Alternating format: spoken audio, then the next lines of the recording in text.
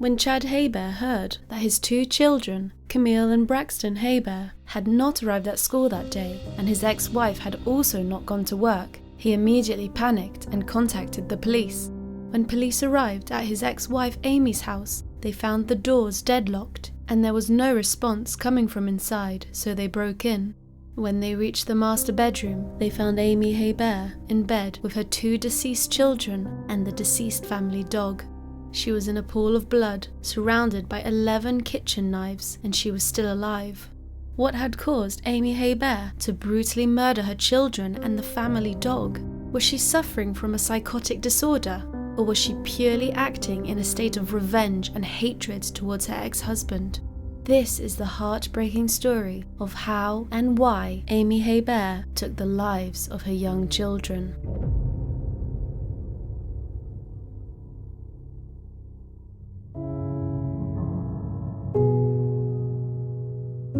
Amy Hebert, born Amy Talbot, was a religious woman and worked as a teacher's aide at Lockport Lower Elementary School in Lockport, Louisiana. She married Chad Hebert in August of 1991, and in 1994 they moved to 118 St. Anthony Street in Matthews, Louisiana.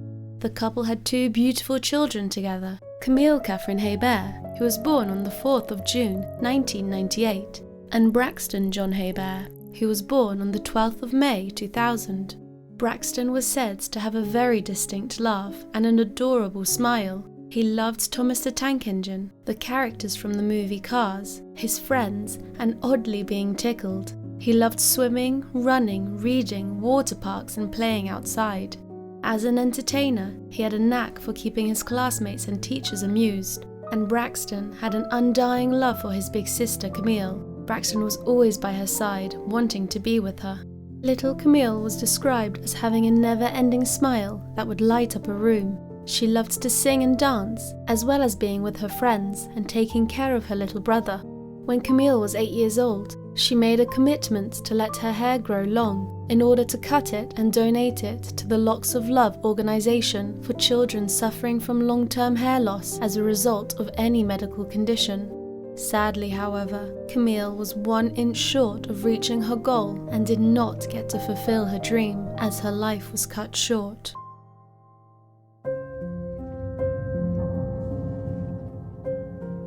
Over time, Chad started seeing another woman, and they fell in love and planned to marry. Chad therefore sought a divorce in 2005, and it was concluded during the following year in April of 2006. Chad had no plans to seek full custody of the children, and so both Amy and Chad shared custody, and both were very present in their children's lives. Amy was said to be very angry about the divorce, and things between the pair turned sour.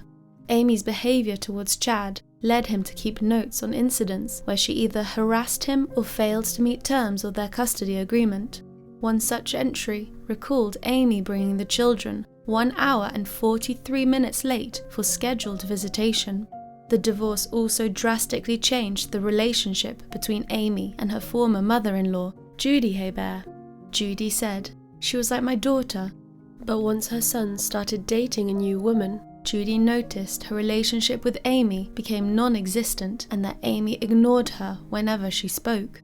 I told her if she wouldn't get over her anger and hostility, she wouldn't be blessed with happiness." Judy recalled seeing her grandchildren the day before the incident, on the 19th of August 2007, at Pizza Hut. She expected a warm greeting, but was disheartened when only Braxton gave her a hug. Referring to her granddaughter Camille, Judy said, "I could tell something wasn't right. When she couldn't speak to me, I kissed her and walked away."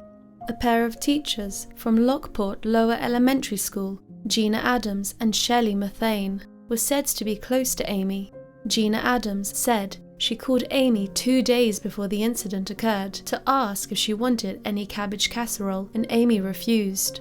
Gina said, "She told me she was fasting to get all the impurities out of her system." That same day, Amy called Shelley Mathern in tears. Shelley said, "She told me she was struggling with her thoughts." Shelley did not ask for clarification because she believed Amy was speaking about her ex-husband, and so she just advised Amy that maybe happy music would heal her sorrows.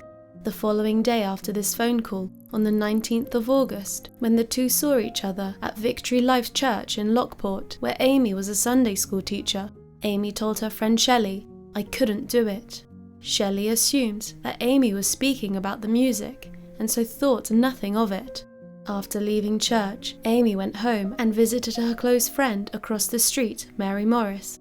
Mary described how Camille and Braxton grabbed M&Ms from the candy jar on her kitchen counter, then went out to play as she and Amy spoke. Mary said that it was clear that Amy had changed since the divorce, saying she was a lot sadder and didn't communicate with people the same. How sad and angry Amy was, however, led her to commit the most heinous crimes that very next morning.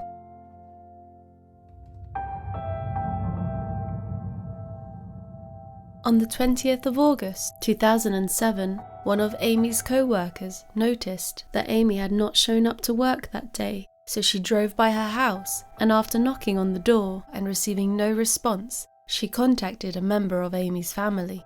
After it was confirmed with the children's school that neither of them had shown up either, Chad, Amy's ex-husband, called 911 and asked authorities to check on the welfare of the children. Chad was of course worried, and he was also supposed to see his children at 5 p.m. later that day.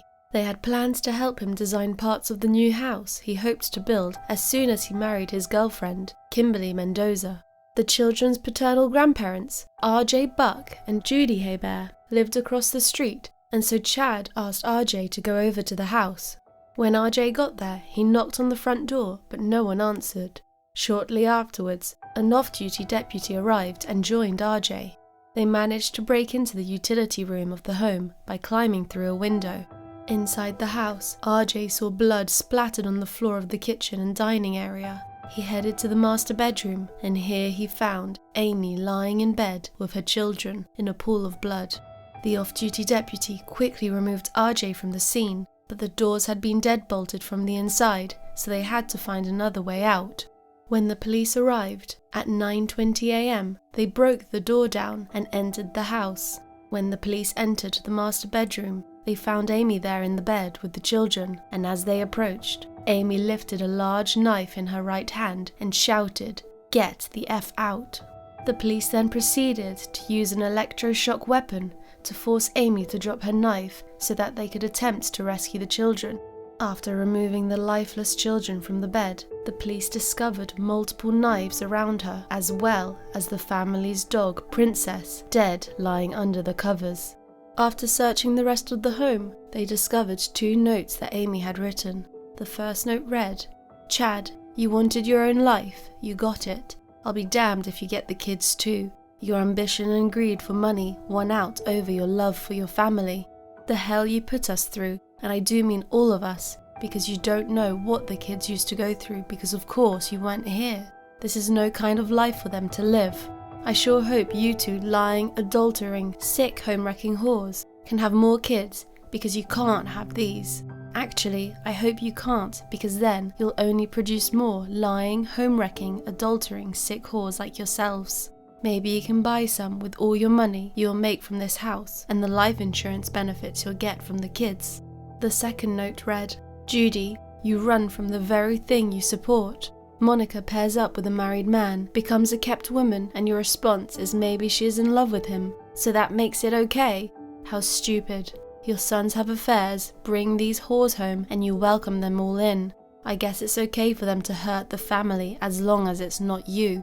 Well, when you started delivering my kids to that whore, Kimberly, that was the last straw. To all my friends, thanks for the help and support you tried to give me. I love you all. Sorry, Daddy, Celeste and Renee. I love you all too." Amy was taken to the emergency room for treatments to her injuries, as her wrists were severed, exposing tendons, and both her lungs were collapsed from stab wounds to her chest. She also had stab wounds on her skull and neck and wounds to her eyelids. Sadly, however, both little Camille and Braxton were pronounced dead at the scene. Braxton suffered approximately 20 to 25 stab wounds to his chest and approximately 50 to 55 stab wounds to his back. He also suffered 6 defensive wounds on his arms. Camille suffered approximately 30 to 35 stab wounds to her chest and approximately 30 to 35 stab wounds to her back. She had 14 defensive wounds on her arms, and she was also stabbed in the scalp approximately 30 times.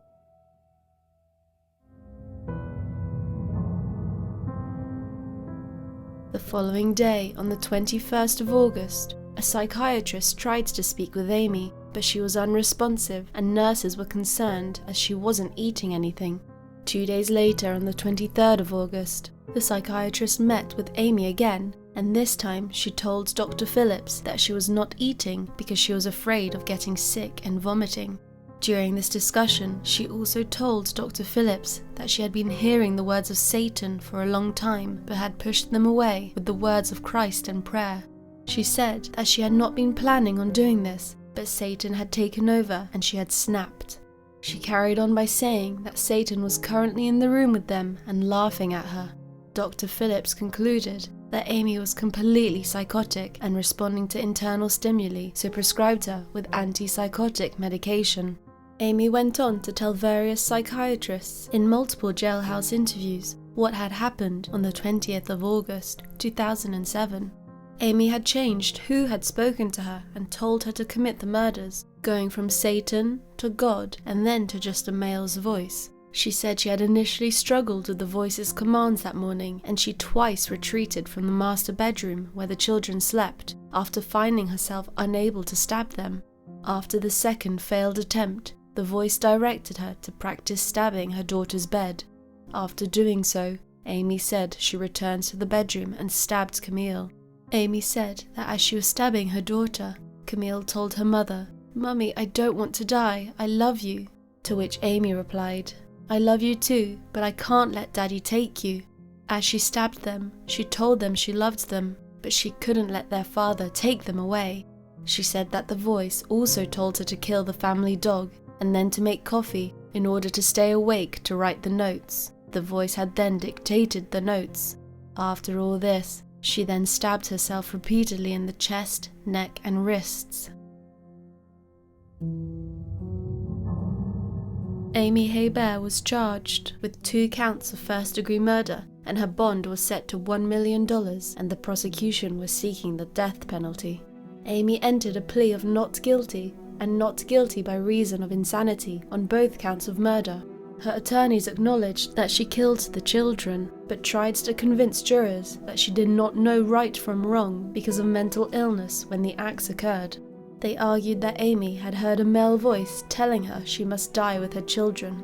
Defense attorney George Parnham told jurors his client Amy heard a male voice whispering, telling her, "Your ex-husband is going to take the children. You'll never see the kids again. You must die with them."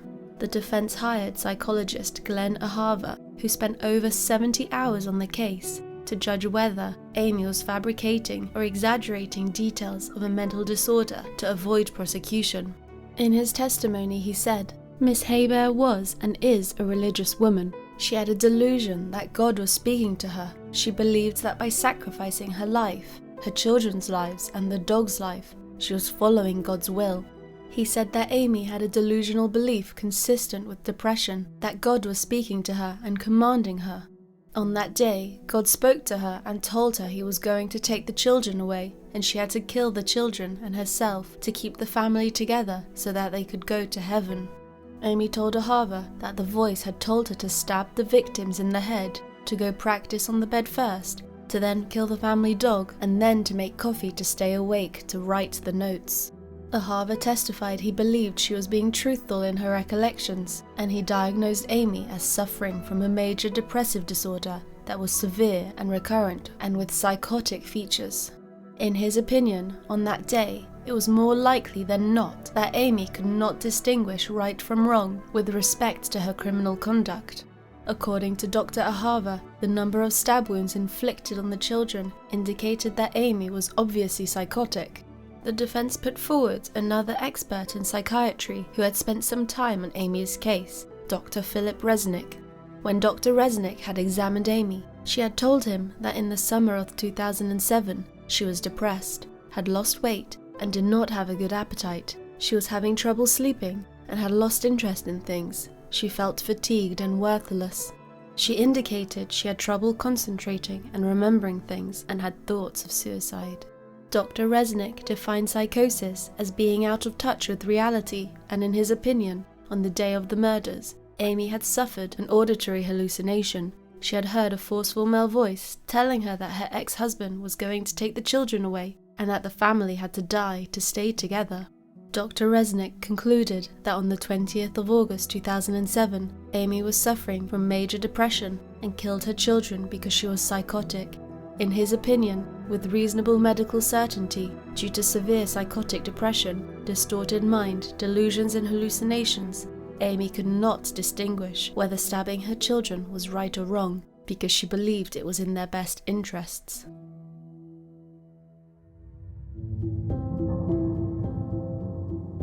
District Attorney Camille Vant rejected the defense's insanity theory. The prosecution argued that Amy Hebert stabbed her children to death in an act of revenge against her ex-husband, who had recently announced his plans to marry another woman, Kimberly Mendoza. The state presented testimony at trial from Dr. Rafael Salcido, a court-accepted expert in clinical and forensic psychology. Dr. Salcido said that in his opinion, with a reasonable degree of psychological certainty at the time of the offences, although she was suffering from a psychotic disorder, the disorder did not rise to the level that it impaired her ability to distinguish right from wrong. He also brought up numerous facts in Amy's life that were probable sources of stress that could have given her motive. He mentioned that Chad, her husband, had moved out and ultimately divorced her, which she did not want. She was very angry with Chad, and that anger intensified when she learned that he was involved with Kimberly. Apparently, the children had been excited that Chad and Kimberly were building a house together, and Camille was becoming attached to Kimberly. Amy had seen Camille at a ball game holding hands with Kimberly. Camille was also excited about being a flower girl at Chad and Kimberly's wedding. Amy was also upset by Chad's mother, Judy, encouraging a relationship between Braxton, Camille and Kimberly, hence the second note directed at Judy. Dr. Salcido testified that psychosis builds up over time, a delusion that lasts 4 hours, beginning suddenly without any evidence of delusional thinking and ending after being shocked by a taser would be very unusual. He pointed out that Amy first claimed she was acting at the direction of Satan and later at the direction of God. Moreover, Amy's notes did not appear to be written by someone who was psychotic, saying, "It's logical, the content is consistent with the circumstances that were found to be in evidence later on. It shows no evidence of loosening of associations. See, one of the things that I didn't mention is that psychosis is not just hallucinations and so-called delusions. Usually a psychotic individual also displays disorganized thinking, loosening of associations. They go off on tangents. You ask them one question, they come back with something else. You know, it incorporates what we call cognitive distortions, cognitive disorders. That's a very well-written, well-organized, thought-out letter." He also mentioned that the notes showed no evidence of delusional ideation. Specifically, the notes did not refer to heaven or being together. He further indicated, in a retribution killing of children, also known as a spousal revenge killing of children, the woman who kills her children loves them, but that love is overridden by her hatred for her spouse. It is typical in such a killing to leave behind a note to inflict cruelty on the other spouse. Dr. Salcido went further by saying that the defense's witness, Dr. Phillips, who had first seen Amy after the murders and prescribed her with medication, did not have enough information to render an accurate diagnosis. He said that Dr. Phillips had not taken any background information on Amy and assumed she was crazy because she talked about Satan and God and seemed to be hyper-religious. The prosecution brought forward another state witness, Dr. George Seiden, an expert in general and forensic psychiatry. Dr. Seiden also agreed with Dr. Salcido, stating that although Amy was suffering from a depressive episode on the day of the murders, she was capable of distinguishing right from wrong in connection with the killings. He also found no evidence in Amy's medical records that she had exhibited any psychotic features prior to the 20th of August, 2007. Amy had also told Dr. Seiden that a voice had commanded her to kill her children. She also told him she attempted to stab one of the children, left and then came back. She explains she hesitated because she could not hurt her babies. According to Dr. Seiden, this statement indicated she knew she was going to hurt her children. He also agreed with Dr. Salcido, saying that in his 30 years of practice, he had never seen or read about a psychotic disorder that began and ended so suddenly. Psychosis gradually develops, and he said that Dr. Phillips was mistaken in her diagnosis of Amy on the 23rd of August 2007. And once again, Dr. Seiden supported Dr. Salcido's claim that nothing in the notes indicated she was in a psychotic state when she wrote them.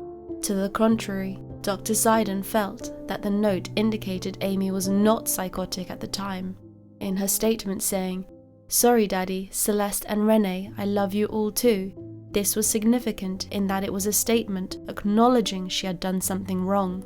Dr. Seiden concluded that there was no delusion, but rather a fear of losing her children, either through formal legal means or through the loss of their love.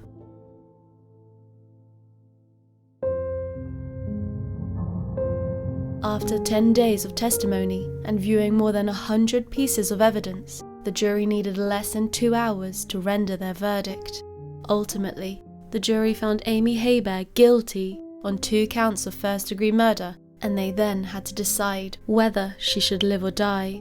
8 months later, at the penalty phase, the prosecution called 2 people, Chad Hebert and his mother Judy Hebert, to speak on the impact Camille and Braxton's short lives had had on them.